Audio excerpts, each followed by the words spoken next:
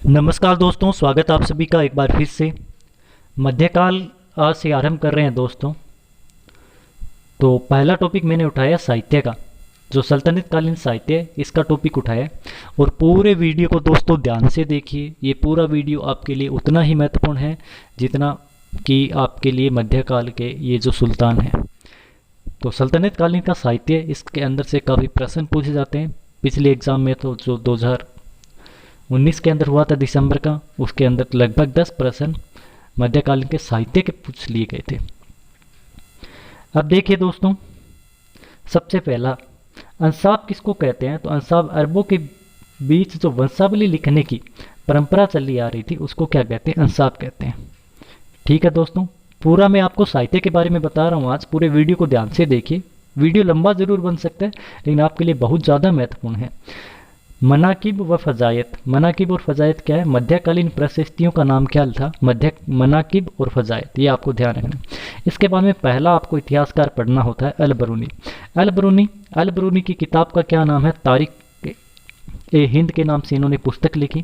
इन्होंने अपनी पुस्तक के अंदर चंडालों के 8 प्रकार बताए हैं।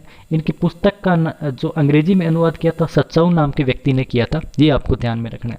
पढ़ते हैं चलो। ये आपको बड़े बड़े तौर पर मैंने बताया। अल बरूनी पुराणों का अध्ययन करने वाला पहला मुसलमान था। ये आपको ध्यान में रखना है। मोहम्मद गजनवी का समकालीन था। ये चीज़ आपको ध्यान में रखनी है। मूल रूप से ख्वारिजम उज़्बेकिस्तान का निवासी था और बाद में गजनी के साथ गजनी में बस गया। ठीक है। मोहम्मद गजनवी के आक्रमण के दौरान यह भारत आया तथा इसने संस्कृत का अध्ययन किया तथा अरबी भाषा में तारिक ए हिंद, जिसको तारिक तहकीक ए हिंद के नाम से भी जानते हैं, या किताब उल हिंद इस नाम से भी इसकी पुस्तक को जाना जाता है, की रचना की। तारिक ए हिंद में मोहम्मद गजनवी के भारत पर आक्रमण करने की कोई जानकारी नहीं मिलती है। ये वेरी वेरी इंपॉर्टेंट है। यदि आपसे पूछे कि किस एक पुस्तक में जो मोहम्मद गजनवी के समकालीन है कि भारत पर आक्रमण करने की जानकारी नहीं देता है, तो इसने जो सारी पुस्तकें लिखी थी गजनवी के साथ में जो थे इतिहासकार, सभी ने आक्रमण की जानकारी दी, सिर्फ इसको छोड़कर, अल बरूनी को छोड़कर। इसके बाद में ये आ गया सच्चाऊ ने तारीख हिंद का अंग्रेजी भाषा में अनुवाद किया है। किताब उल हिंद 11वीं शताब्दी में भारत के अंदर हुए कला, विज्ञान और साहित्य की जानकारी हमें मिलती है। इसको जानने का एक महत्वपूर्ण स्रोत है। भारत की सामाजिक आर्थिक दशा की जानकारी इस किताब से प्राप्त होती है। चंडाल के बारे में इस पुस्तक की जानकारी मिलती है और चंडालों के 8 प्रकारों के बारे में इस पुस्तक के अंदर हमें बताया गया है। दूसरा जो इतिहासकार है दोस्तों, इसका नाम था अल उतबी। ये भी गजनवी का समकालीन था और गजनवी का सचिव था। ये आपको बहुत महत्वपूर्ण चीज़ है, ध्यान में रखनी है। गजनवी का सचिव का नाम था अल उतबी। अरबी के अंदर इसने पुस्तक लिखी है जिसका नाम था तारिक ए यामिनी। तारिक ए यामिनी के रचयिता कौन है? अल उतबी। गजनवी का भारत आक्रमण, इससे जानकारी मिलती है। इसने जो बताया है 1000 से 1020 तक का इतिहास बताया है गजनवी का। केवल इस्लाम धर्म का प्रचार प्रसार करना ही उसका उद्देश्य था। ये इस पुस्तक के अंदर कहा गया कि गजनवी ने भारत पर आक्रमण क्यों किया था।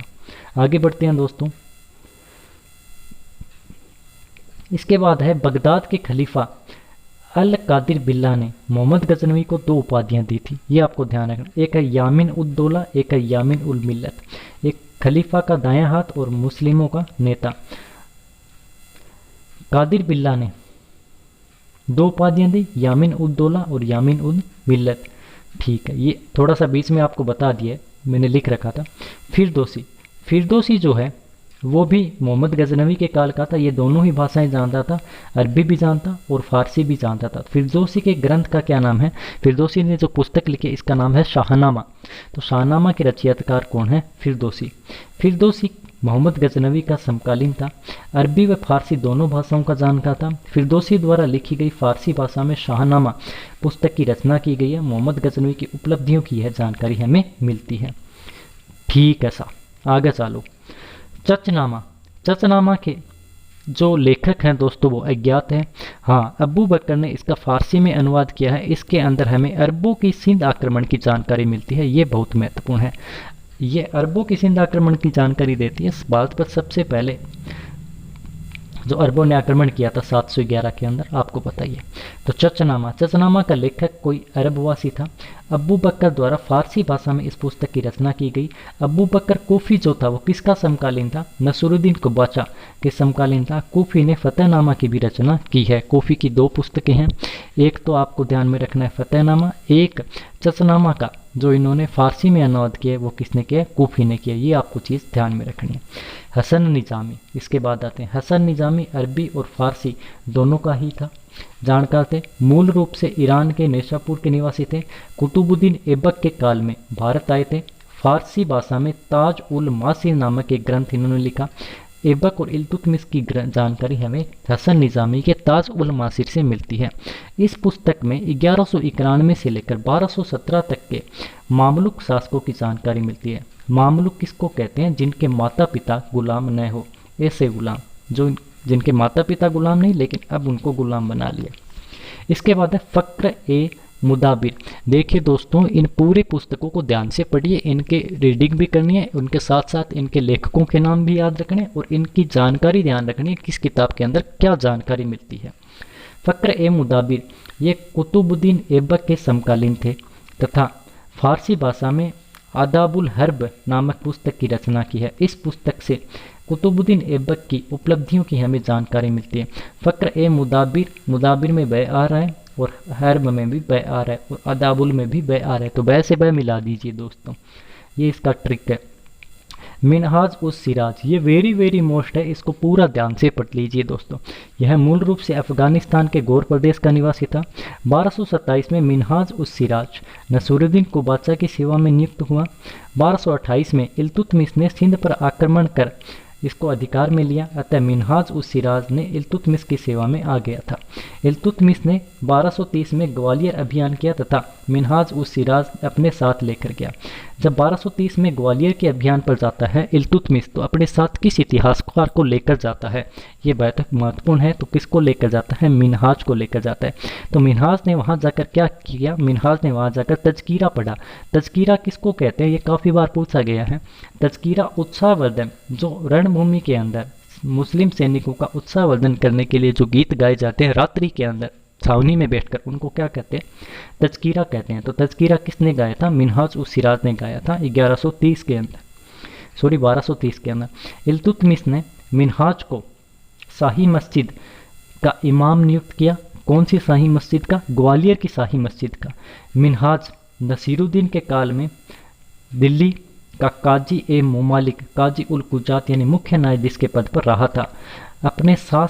इसने शासकों के साथ साथ अमीरों के बारे में भी लिखा। मिनहाज उस सिराज द्वारा तबकाते नासिरी की रचना की गई। इनके ग्रंथ का नाम तबकाते नासिरी है। इस पुस्तक में नसीरुद्दीन मोहम्मद, यह जो पुस्तक है ये नसीरुद्दीन मोहम्मद को समर्पित है। नसीरुद्दीन को दिल्ली का आदर्श सुल्तान इसके अंदर बताया गया है, वेरी इंपॉर्टेंट। बर्नी ने किसको बताया है? फिरोज शाह तुगलक को। और मिनहाज ने किसको बताया है? नसीरुद्दीन को। दोनों का ये आपको ध्यान में रखना है। पुस्तक के बारे में क्या है? यह पुस्तक 23 तबकों में विभक्त है। कौन सी? मिनहाज उस सिराज की मिनहाज उस सिराज की तबकाते नसीरी, ये पुस्तक है ना, ये देखिए तबकाते नसीरी 23 तबकों में विभक्त है, जिसमें 16 तबकों में हिंदुस्तान को छोड़कर मुस्लिम देशों का इतिहास है। शेष 7 जो है इसके अंदर भारतीय मुस्लिम इतिहासों का वर्णन किया है। तबकाते नसीरी 1191 से लेकर 1260 तक के काल का इसके अंदर वर्णन मिलता है। अब है मिनहाज उस सिराज ने अपने वर्णन में राजकीय इतिहास के अलावा मुस्लिम संत, विद्वानों और अमीरों का भी वर्णन किया है। मिनहाज ने रजिया के पतन के बारे में एक प्रसिद्ध कथन लिखा है।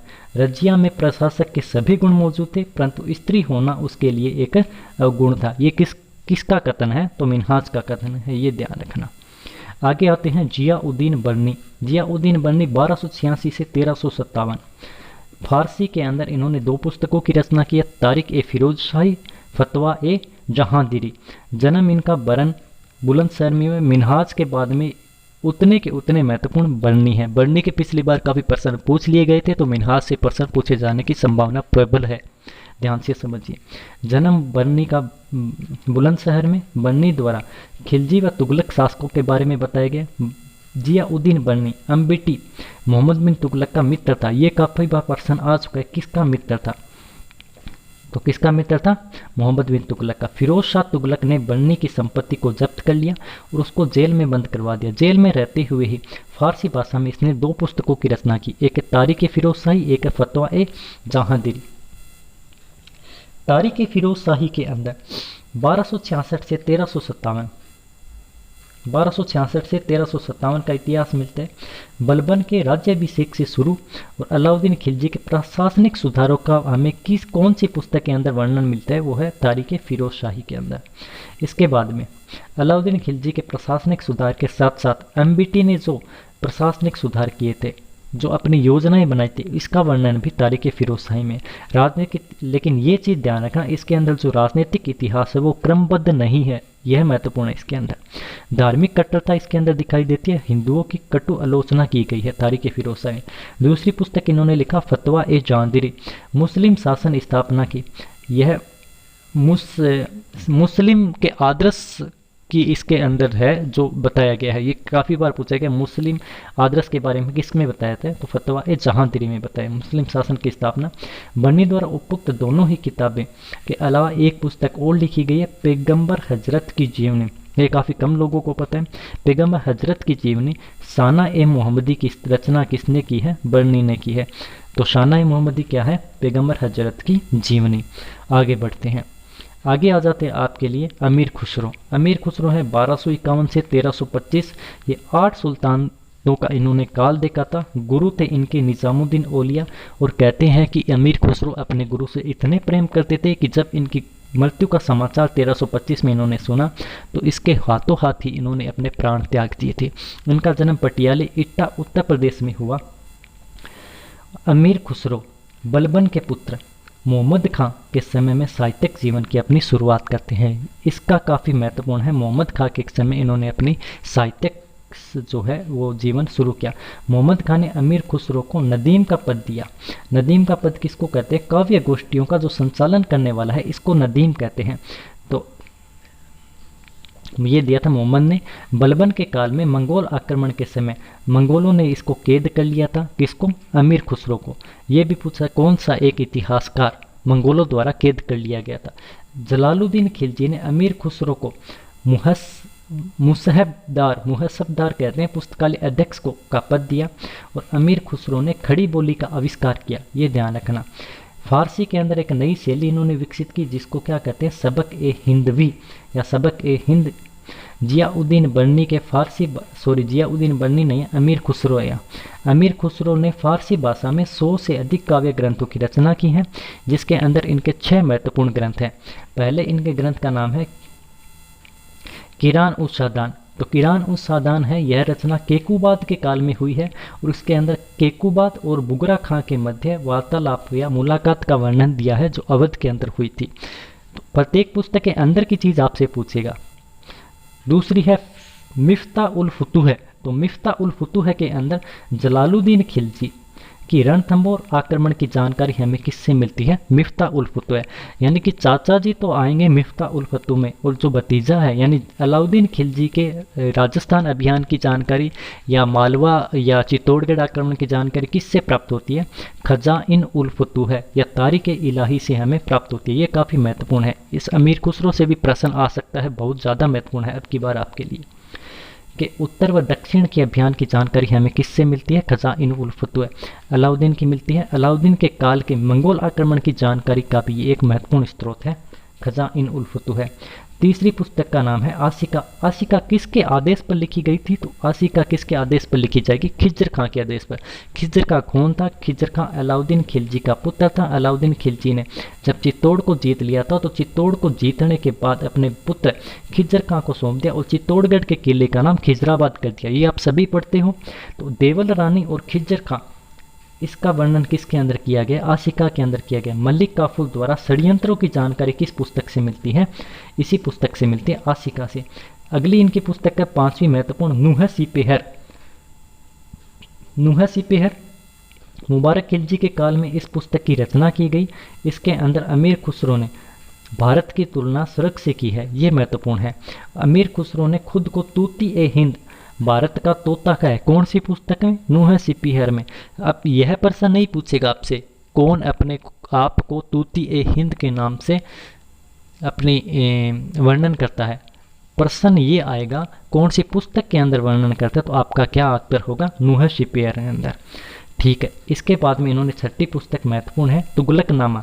तुगलकनामा पुस्तक की रचना इन्होंने गयासुद्दीन तुगलक के काल में की, ये आपको ध्यान रहना चाहिए। महान संगीतकार कव्वाली और भारतीय वीणा और फारसी जो तंबूरा था, इन दोनों को मिलाकर इन्होंने सितार की रचना की, ये महत्वपूर्ण है, ये देख लेना। एक ख्याल के बारे में भी इनका आता है कि ख्याल जो है, ख्याल इन्होंने चालू की थी। और एक पहेली का आता है कि सबसे पहले पहेली किसने चालू की, तो सबसे पहले पहेली अमीर खुसरो ने चालू की थी। एक ये ध्यान रखना। ख्याल के बारे में हालांकि कुछ इब्राहिम खां के बारे में कहते हैं, सरकी के बारे में, तो ये दोनों के अंदर कुछ अपवाद है। ख्याल के इनके ऑप्शन में ये हो तो ये कर देना, आप बाकी सरकी शासक हो तो वो कर देना। पहली का भी इन्होंने आता है कि सबसे पहले पहली किसने चालू की। उर्दू में सबसे पहले पुस्तक अमीर खुसरो ने लिखी थी। अब उर्दू का आ गया तो उर्दू के बारे में थोड़ा सा और बता देता हूँ। 12वीं शताब्दी में दिल्ली के आसपास उर्दू का विकास हुआ था। उर्दू को ज़बान ए हिंदवी के नाम से जाना जाता है। मोहम्मद शाह रंगीला के काल में उर्दू का सबसे अधिक विकास हुआ। ये काफ़ी बार पूछा गया है किसके काल में सबसे अधिक विकास हुआ। जो उत्तर मुगल कालीन शासक है दोस्तों, मोहम्मद शाह रंगीला, इसके काल में उर्दू का सबसे अधिक विकास हुआ। इब्न बतूता, अफ्रीका के मोरक्को का निवासी था इब्न बतूता। इनके द्वारा रेहला नाम का अपना यात्रा वृत्तांत लिखा गया है। 1333 में इसने भारत की यात्रा की और 1341 तक ये रहा। तो इस समय किसका काल था? मोहम्मद बिन तुगलक का काल था। इसका जो ग्रंथ है वो निष्पक्ष लिखा गया है, क्योंकि इसने भारत से जाने के बाद में अफ्रीका के अंदर ये पुस्तक की रचना की थी। ठीक है, तो यहाँ के राजाओं का जो दबाव था, सुल्तानों का जो दबाव था, ये इस के ऊपर नहीं रहा। तो इसका जो है इतिहास काफ़ी न्यायपूर्ण माना जाता है कि इसने जो दे देखा वही लिखा। इब्न बतूता भारत में मोहम्मद बिन तुगलक के काल में व गयासुद्दीन तुगलक के बारे में जानकारी प्रस्तुत करता है। इसने भारत के अंदर सल्तनत कालीन डाक व्यवस्था पर, महत्वपूर्ण है, डाक व्यवस्था का सीधा प्रश्न पूछते हैं, डाक व्यवस्था के बारे में किसने बताया, तो इब्न बतूता की बात है। शेख फतुह उल अब्दुल्ला, ये इनका मूल नाम था। पूरा नाम क्या था इनका? शेख फतुह उल अब्दुल्ला। इब्न बतूता बाद में इनको कहा जाने लगा। एमबीटी के काल में दिल्ली में काजी के पद पर रहा था। ये भी महत्वपूर्ण है कि दिल्ली किसको मोहम्मद बिन तुगलक ने दिल्ली का काजी नियुक्त किया था? इब्न बतूता को। ये ज़्यादा महत्वपूर्ण है। एमबीटी ने अपना दूत बनाकर चीन किसको भेजा था? तो इब्न बतूता, वो भी किसके दरबार में? तोगन के दरबार में। इब्न बतूता का मूल निवास कौन था? टेंजियर था, मोरक्को का था। ये आपको पहले ही बता दिया है दोस्तों। आगे है इसामी। एक दोस्तों, यदि आप देख रहे हो तो पूरा वीडियो देखिए, बीच में मत छोड़िए। लाइक कर दो, कमेंट कर दो कैसा लग रहा है वीडियो। अब है इसामी। इसामी द्वारा फारसी भाषा के अंदर फुतुह उस सलातीन की रचना की गई है। फुतुह उस सलातीन की रचना किसकी है? इसामी की। 1351 में बहमनी राज्य के संस्थापक अलाउद्दीन के संरक्षण में की। अलाउद्दीन बहमन शाह हसन गंगू जो है, इनके संरक्षण में इसामी ने कौन सी पुस्तक लिखी? फुतुह उस सलातीन। इसकी मोहम्मद बिन तुगलक के काल में ये जब राजधानी दिल्ली से दौलताबाद स्थानांतरित की गई थी, तो इसामी दौलताबाद में ही बस गया था, वापस दिल्ली नहीं आया था। इसामी मोहम्मद बिन तुगलक को बुद्धिमान मूर्ख की संज्ञा देता है। ये महत्वपूर्ण हो जाता है दोस्तों आपके लिए। शम्स ए सिराज अफीफ, इसने भी एक पुस्तक की रचना की है जिसका नाम तारीख फिरोजशाही है। बर्नी ने भी एक पुस्तक की रचना की है जिसका नाम तारीख फिरोजशाही। लेकिन बर्नी की जो पुस्तक है उसके अंदर हमें अलाउद्दीन खिलजी की भी जानकारी मिलती है और बाद के जो हैं उनकी भी जानकारी मिलती है, फिरोज शाह वगैरह की। लेकिन शम्स ए सिराज अफीफ है, इसके अंदर हमें केवल और केवल मुख्य रूप से फिरोज शाह की जानकारी प्राप्त होती है, ये ध्यान रखना। इनके द्वारा तारीख फिरोजशाही नामक पुस्तक की रचना की गई। यह फिरोज शाह तुगलक अफस्टी का समकालीन था। इस पुस्तक में फिरोज शाह तुगलक द्वारा किए गए प्रशासनिक सुधारों की हमें जानकारी मिलती है। फिरोज शाह तुगलक, ये भी एक पुस्तक लिखी थी इन्होंने। दिल्ली का एकमात्र सुल्तान जिसने अपनी आत्मकथा लिखी। इन्होंने फुतुहात ए फिरोज शाही लिखी, जिसकी लैंग्वेज क्या है, जिसकी कौन सी भाषा में लिखी गई है, फारसी भाषा में इन्होंने अपनी आत्मकथा लिखी। फिरोज शाह तुगलक फिरोजाबाद के अंदर एक मस्जिद का निर्माण कराते हैं और इस मस्जिद के निर्माण में गुंबद पर इस पुस्तक को उत्कीर्ण करवाते हैं, ये ध्यान रखना। शेख अब्दुल हसन ने कामिल उल तारीख की रचना की। इस पुस्तक में मोहम्मद गोरी की विजयों का वर्णन किया गया है। याहिया बिन अहमद सरहिंदी मुबारक शाह सैयद के काल में था, बहुत ही महत्वपूर्ण है ये, इसके प्रश्न आजकल काफ़ी अधिक पूछे जा रहे हैं। तारीख मुबारक शाही की रचना किसने की? सरहिंदी ने। सैयद वंश के शासक मुबारक शाह के, प्रश्न ये पूछा गया, अहमद सरहिंदी किसके समकालीन थे? मुबारक शाह के समकालीन थे। सैयद वंश की जानकारी प्राप्त करने का एकमात्र ही स्रोत हमारे पास है, वो है अहमद सरहिंदी की तारीख मुबारक शाही। अब ये देखिए दोस्तों, ये लिखा था गुलाम वंश, ये पढ़ने के लिए लिखा था, बाकी देख लो आप। इस पुस्तक में फिरोज तुगलक द्वारा नहरों की जानकारी की मिलती है। तारीख मुबारक शाही में फिरोज तुगलक ने जो नहरें बनवाई थी, इसकी जानकारी हमें इससे मिलती है, अहमद सरहिंदी के द्वारा जो लिखी गई है। इसके बाद में अन्य महत्वपूर्ण जो पुस्तकें हैं उसके बारे में, मलफुजात ए तिमूरी तुर्की भाषा में लिखी गई है, इसकी भाषा तुर्की है और ये किसकी आत्मकथा है? तैमूर की आत्मकथा है। फारसी में अनुवाद किसके द्वारा किया गया? अब्बू तालिब के द्वारा किए गए। तैमूर वंश की जानकारी इसके अंदर हमें मिलती है। जाफरनामा सारफ उद्दीन अली याजिद के द्वारा लिखी गई, ये भी तैमूर की जीवन गाथा है जाफरनामा। वाक़िया ए मुस्ताकी या तारीख ए मुस्ताकी शेख रिजाकुल्ला द्वारा लिखी गई है। लोदी व सुर शासकों की जानकारी, महत्वपूर्ण ये है किताब। लोदी व सुर शासकों की जानकारी हमें कौन सी पुस्तक से प्राप्त होती है? वाक़िया ए मुस्ताकी से या तारीख ए मुस्ताकी। लेखक कौन है? शेख रिजाकुल्ला। आगे देखिए, मुकजान ए अफ़गानी, लेखक इसके हैं नियामतुल्ला। मुकजान ए अफ़गानी, इसके अंदर हमें किसका वर्णन मिलता है? लोदी शासकों का वर्णन मिलता है मुकजान ए अफ़गानी में। इंसा मेरू, इसके भी बहुत अधिक प्रश्न पूछे गए। इंसा मेरू के लेखक कौन है? एनुल मुल्क है। इस पुस्तक में मोहम्मद बिन तुगलक व फिरोज तुगलक की जानकारी हमें मिलती है, जो इनके वजीर थे, आप जानते ही हो इन्हें। रियाजुल इंसा, इंसा से आप गवाह मिला देना, इंसा और गवाह, तो रियाजुल इंसा की रचना किसने की है? बहमनी वजीर था मोहम्मद गवाह। इस पुस्तक में बहमनी साम्राज्य के प्रशासन की हमें जानकारी मिलती है। मोहम्मद बिन तुगलक काल ही इसका 1325 से 1351। विजयनगर साम्राज्य की स्थापना इनके काल में होती है 1356 में। बहमनी साम्राज्य की स्थापना होती है 1347 में। और बहमनी साम्राज्य के अंदर वजीर के पद पर मोहम्मद गवाह थे, जिन्होंने किस पुस्तक की रचना की है? रियाजुल इंसा नामक पुस्तक की रचना की है। अब आ गया रियाज ए सलातीन। रियाज ए सलातीन नामक पुस्तक की रचना गुलाम हुसैन सलीम ने की है। बंगाल के बारे में ये हमें पुस्तक जानकारी देती है, रियाज ए सलातीन। इसके बाद में तारीख़ रशीदी, इसका भी काफ़ी बार 2-3 बार प्रश्न आ चुका है। मिर्ज़ा हैदर की है कि तारीख़ रशीदी, और कश्मीर के बारे में हमें इस पुस्तक से जानकारी मिलती है। लास्ट पुस्तक आपकी है तारीख़ गुजरात, ये अब्बू तुरावली की है।